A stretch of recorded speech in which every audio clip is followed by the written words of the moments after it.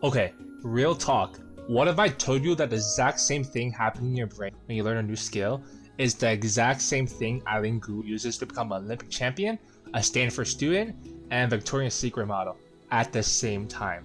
That's not a flex, that's neuroscience. So if you don't know who Eileen Gu, judging from the thumbnail, you should know who she is. She's 22 years old, and she just came off the 2026 Milan Olympics with 6 total Olympic medals, making her the most decorated freestyle skier in history.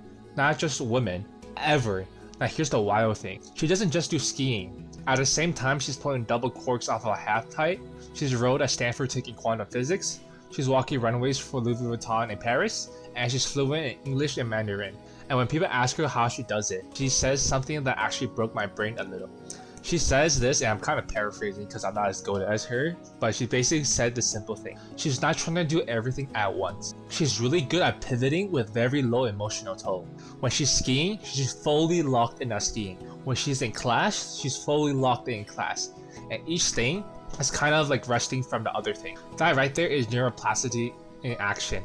And let me break it down real quick for you. Your brain is not fixed. It is not set in stone the moment you turn 18 or 21 or whatever age you're watching this video thinking that you're too old for it. So what is neuroplasticity? Neuroplasticity is your brain's ability to physically rewire itself based on what you practice and experience. Each time you learn something new, a new language, a new skill, a new sport, your neurons are literally forming new connections. The more you repeat it, the stronger these pathways get. That's why Eileen Gu, who started skiing at age 3, could eventually do tricks that no woman had ever done in competition. Her brain and body has thousands of hours of rewired pathways. But here's the part that matters for you.